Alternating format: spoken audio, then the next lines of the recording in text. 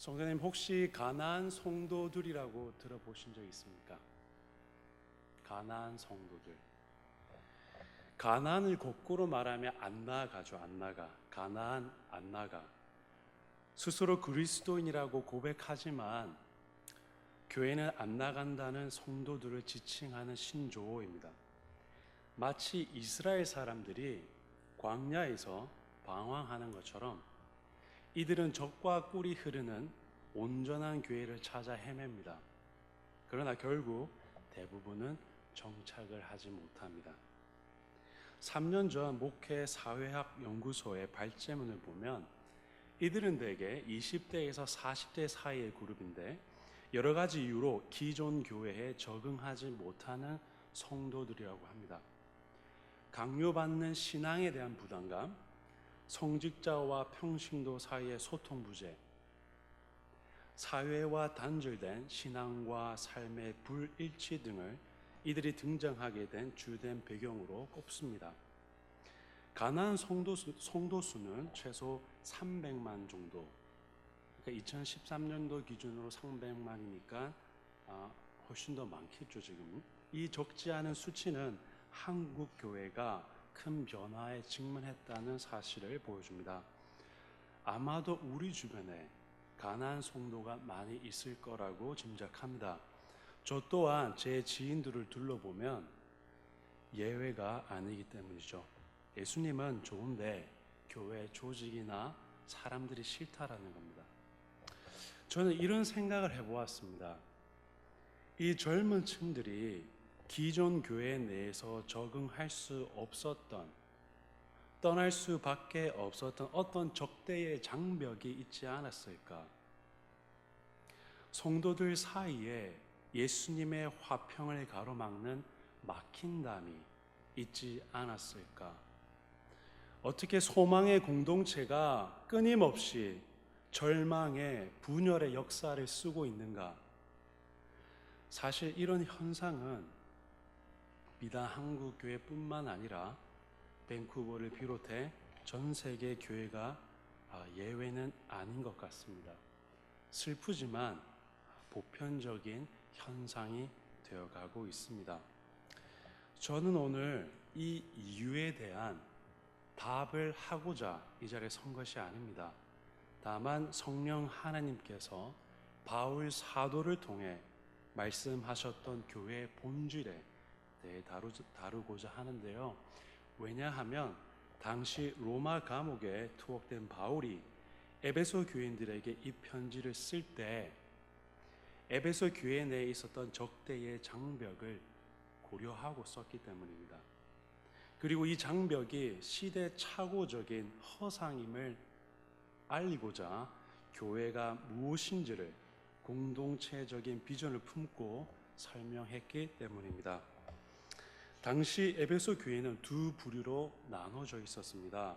한 부류는 유대인 출신의 기독교인이고 다른 하나는 이방인 출신 기독교인이었습니다.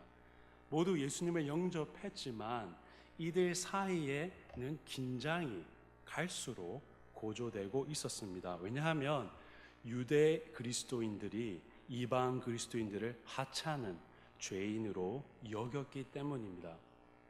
사실 에베소 지역은 로마 제국의 핵심적인 상업도시였고 따라서 다양한 민족들과 문화가 서로 영향을 주고받으며 혼합된 종교 활동이 아주 활발했습니다. 마술과 이교도 종교 행위가 왕성했었죠.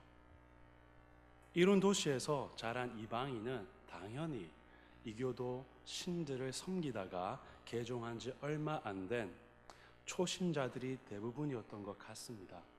유대 그리스도인이 보기에 이들은 우상을 섬기던 옛 관습에서 완전히 벗어나지 못한 상태였기 때문에 유대 그리스도인이 이들의 나쁜 옛 습관을 보고 죄인으로 낙인 찍었던 것이죠. 또한 이방 그리스도인은 유대 그리스도인이 가지고 있던 여러 가지 특권에서 제외된 것처럼 여겨졌기 때문에 곧잘 무시를 당했습니다. 바울도 이 사실을 잘 알고 있었습니다. 그는 2장 12절에서 이방인이 유대인의 특권에서 제외된 사실을 언급합니다. 너희는 그리스도 밖에 있었고 이스라엘 나라 밖의 사람이라. 약속의 언약들에 대해서는 외인이요 세상에서 소망도 없고 하나님도 없는 자이더니. 육신적으로는 이방인은 아브라함의 자손이 아니기 때문에 이스라엘의 시민권에서 제외될 뿐만 아니라 하나님께서 아브라함과 다윗 그리고 모세에게 약속한 언약들이 주는 혜택에서도 제외되었습니다. 따라서 하나님의 구원의 약속에 기초한 소망 자체가 아예 없었던 것이죠. 미래에 대해 기대할 것이 없었습니다. 그들에게 구원이 무엇인지 메시아의 출현에 대한 지식조차 가질 수 없는 처지였죠. 그래서 유대인은 이방인이 여호와 하나님께 결코 나아갈 수 없다고 생각했습니다. 이런 그들의 생각을 대표하는 상징물이 있다면 아마도 예루살렘 성전에 있었던 막힌 담일 것입니다. 막힌 담. 바울은 14절에서 이 담을 언급합니다. 원수된 것, 곧 중간에 막힌 담. 이 담은 예루살렘 성전 안에 있는 성소 주위에 둘러싸인 4.5피트 높이의 벽입니다. 유대인 역사학자 요세푸스에 의하면 이 벽 표면에는 이런 글귀가 쓰여져 있었다고 합니다.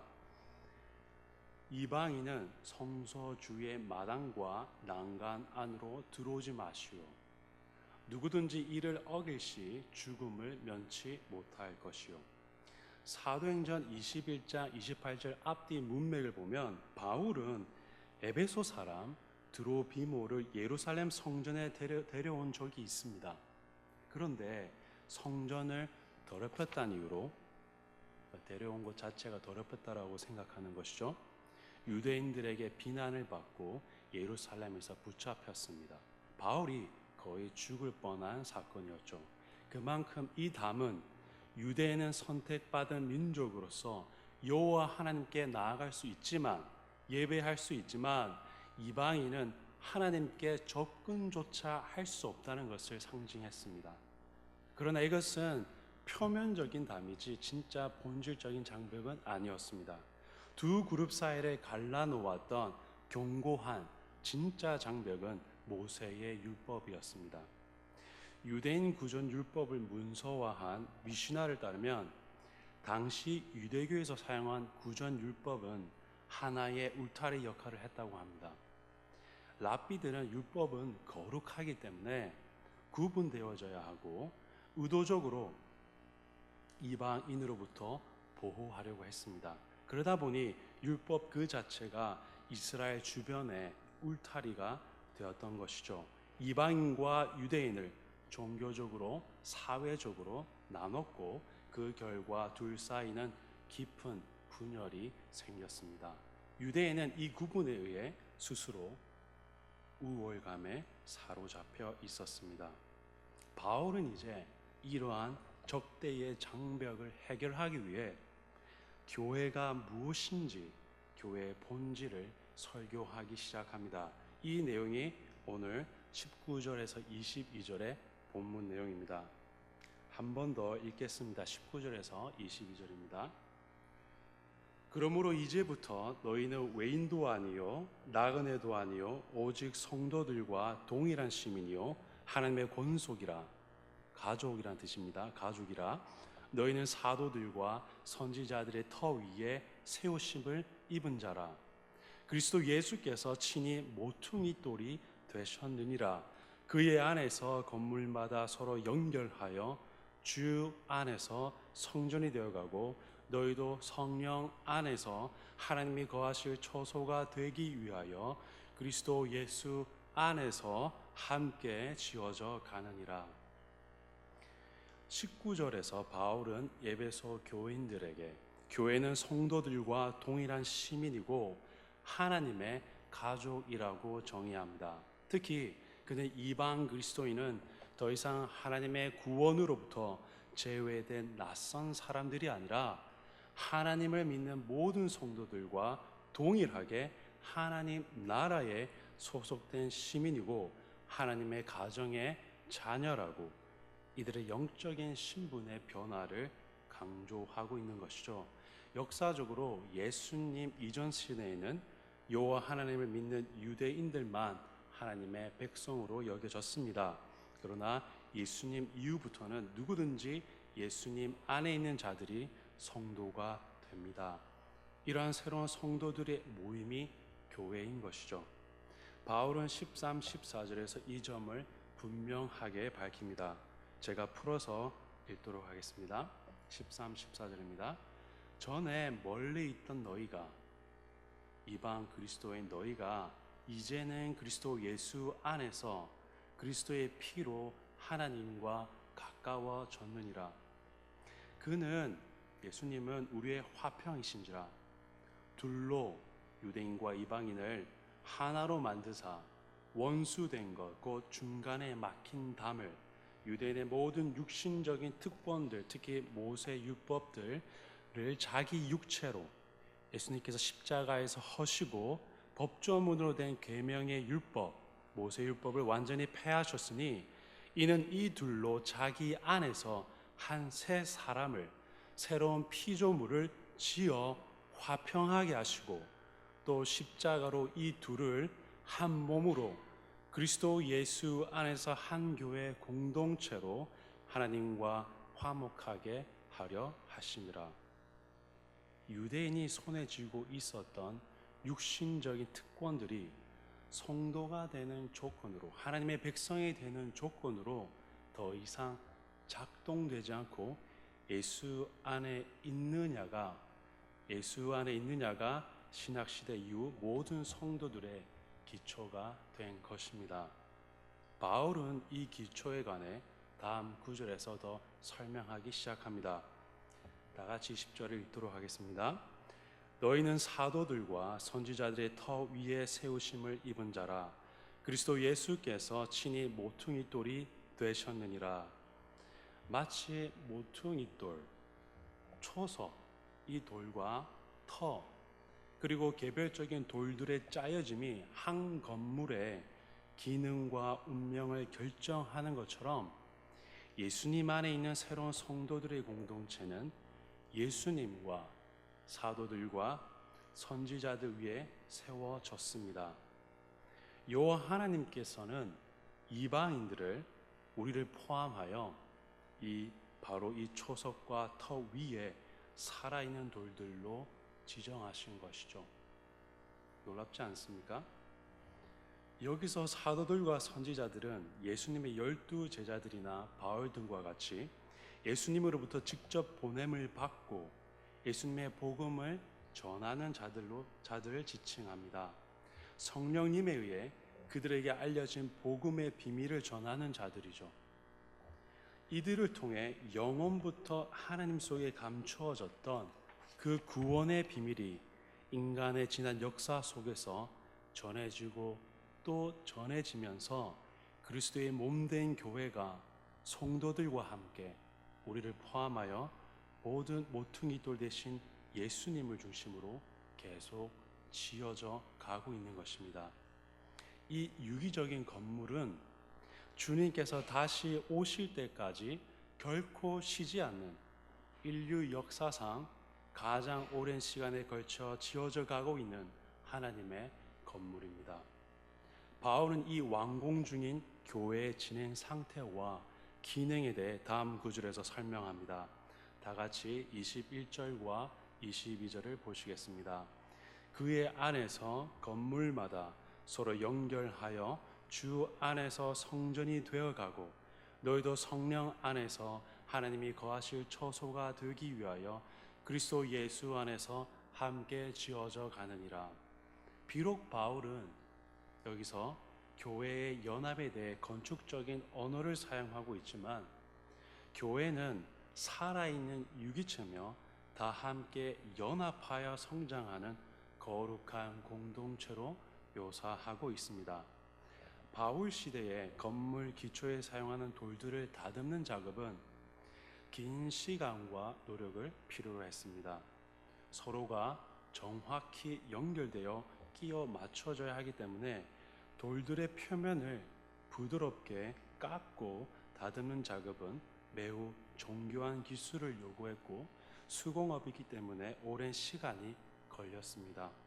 마찬가지로 바울은 아마도 예배소 교회뿐만 아니라 교회 내 어려움을 겪고 있는 다른 초대 교회들처럼 한 교회 공동체가 온전하게 다듬어져 가는 데는 오랜 시간이 걸린다는 사실을 자신의 선교 여행을 통해 익히 잘 알고 있었을 것입니다. 그러나 그는 자신이 개척한 여러 교회들의 불온전한 현실을 하나님의 실패로 보지 않았습니다. 오히려 에베소 성도들에게 교회의 본질적인 성격을 재차 확인시킵니다. 주님 안에서 하나님이 거하실 처소, 곧 거룩한 성전이 되어야 한다. 바울은 교회가 육체 안에서가 아니라 주 안에서, 할례도 아브라함의 혈통도 모세의 율법도 아니라 주 안에서 함께 자라 거룩한 성전으로 나아가야 한다는 뚜렷한 방향성을 제공합니다. 교회는 예수님 안에서 성령에 의해 거룩하신 하나님이 거하시는 성전으로서 기능해야 한다는 것입니다. 구약시대 초기 성전은 고대 유대인들의 이동식 예배소였습니다. 여호와 하나님께서 거기에 거하셨죠. 그 이후에는 솔로몬 성전에 거하셨습니다.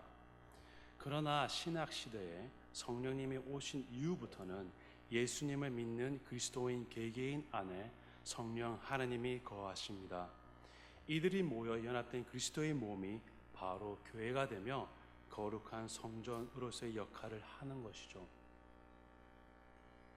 바울은 유대 그리스도인들에게 이 점을 분명히 하고 싶었을 뿐만 아니라 한때 이교도 성전에서 그리스 신들을 섬겼던 이방 그리스도인들에게도 이러한 급진적인 성전의 의미를 분명히 짚어주고 싶었을 것입니다. 거룩한 성전은 인간의 손으로 만들어지는 것이 아니라 하나님의 손으로, 즉 예수님 안에서 성령님에 의해 완공된다. 이 성전은 성령님께서 거하시는 거룩한 공동체며 예수님 안에서 다른 성도들과 함께 세워져 가는 진행형의 새 피조물이다. 이 성전이 바로 교회며 따라서 더 이상 교회 안에 육신적인 막힌 장벽이 있을 수 없다. 사랑하는 성도님, 오늘 우리가 직면하고 있는 적대의 장벽은 무엇입니까?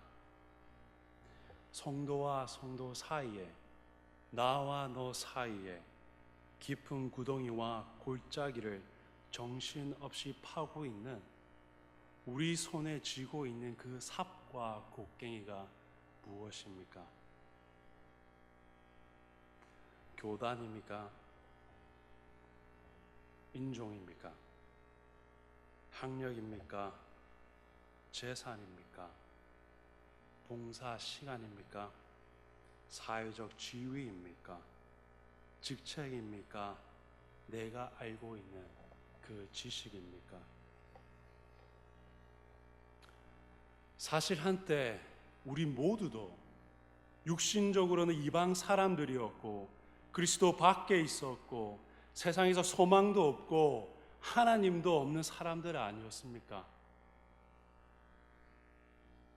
그러나 이제 예수님 안에서 그분의 피로 여호와 하나님의 자녀가 되었습니다.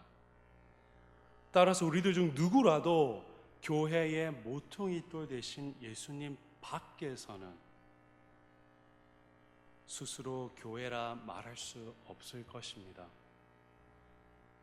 우리가 정말 그리스도 예수 안에 있는가? 나는 예수님 안에 살고 있는가?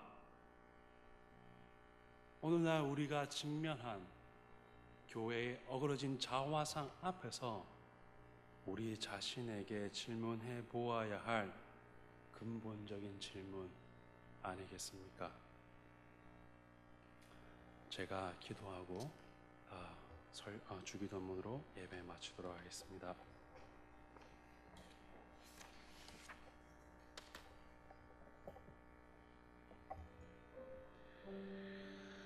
그러므로 이제부터 너희는 외인도 아니요 나그네도 아니요 오직 성도들과 동일한 시민이요 하나님의 가족이라. 너희는 사도들과 선지자들의 터 위에 세우심을 입은 자라. 그리스도 예수께서 친히 모퉁이 돌이 되셨느니라.